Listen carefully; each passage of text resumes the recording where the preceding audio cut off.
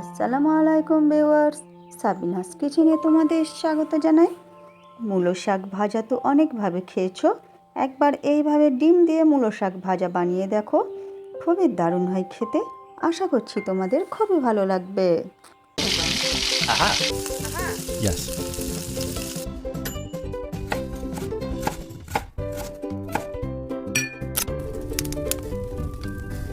Wow! চুলায় কড়াই বসিয়ে মূলো শাক ছোট ছোট করে কুচি করে ধুয়ে পানি ঝরিয়ে নিয়েছি। এরপর প্রথমে অল্প করে শাক দিয়ে, তারপরে অল্প করে লবণ দিলাম, তারপরে আবার শাক দিয়ে অল্প করে লবণ দিয়ে এবারে নেড়ে দিয়ে ঢেকে সেদ্ধ হতে দেব। আমি এখানে কোনো এক্সট্রা পানি যোগ করিনি। শাক দিয়ে যা পানি বের হবে এতেই শাক সেদ্ধ হয়ে যাবে। শাকটা আমি মিডিয়াম আঁচে সেদ্ধ করে নিয়েছি।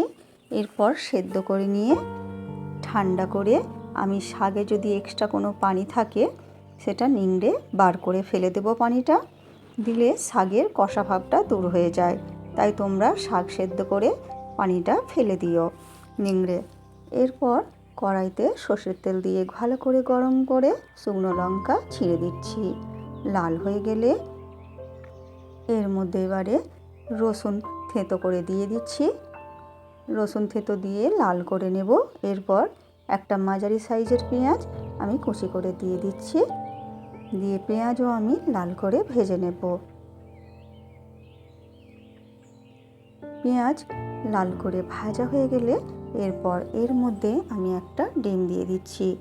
তোমাদের পরিমাণ মতো তোমরা ডিম একটা কি দুটো তিনটে তোমরা দিয়ে নিও। এরপর ঝুড়ি ঝুড়ি করে ভেজে নেব। এর মধ্যে অল্প করে লবণ দিয়ে দেব। ডিমটা আমি ভালো করে ভেজে নেব লাল করে, না হলে শাকের মধ্যে গন্ধ ছাড়বে। এরপর ভাজা হয়ে গেলে এবারে শাকগুলো দিয়ে দিচ্ছি। পানিকে নিংড়ে ফেলে দিয়ে আমি শাকগুলো দিয়ে এরপরে আমি ভেজে নেব।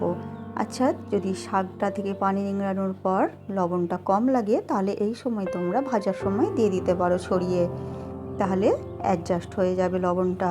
এরপর নেড়ে চেড়ে আমি অল্প আঁচে 10 মিনিট ভেজে নেব। নিয়ে এরপর তোমরা গরম গরম পরিবেশন করো ভাত রুটির সাথে। আমার রেসিপিটি তোমাদের ভালো লাগলে লাইক কমেন্ট শেয়ার করে পাশে থেকো। শেষ পর্যন্ত দেখার জন্য অনেক অনেক ধন্যবাদ।